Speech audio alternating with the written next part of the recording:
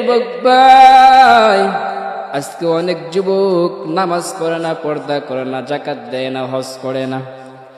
যদি কোনো বেঈমান নাস্তিক আল্লাহকে জালিম বলে গালি দেয়, আল্লাহর বিরুদ্ধে কথা বলে, খোদার কসম যুবক নামাজ পড়ে না, কিন্তু রে আল্লাহর বান্দা যুবক কখনো ঠিক থাকতে পারবে না।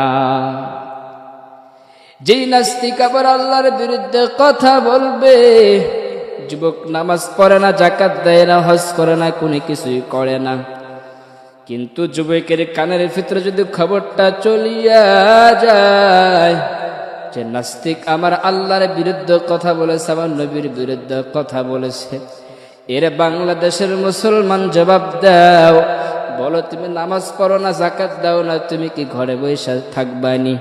বলে না যুবক ঘরে বসে থাকবে না, আল্লাহর পয়গম্বরের ইজ্জত রক্ষা করার জন্য, সম্মান রক্ষা করার জন্য ওই যুবক ময়দানে নামিয়া যাবি।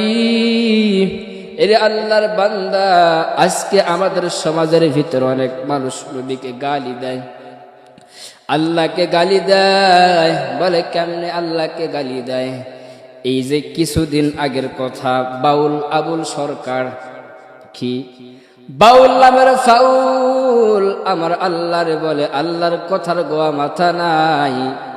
এর মুসলমান আপর জনতা নামাজ পড়ে না, দাঁড়িয়ে রাখে না, বেপরদায় চলে, ওই বান্দাও স্লোগান দিছে আবুল সরকারের ফাঁসি চাই। এরা আল্লাহর বান্দা,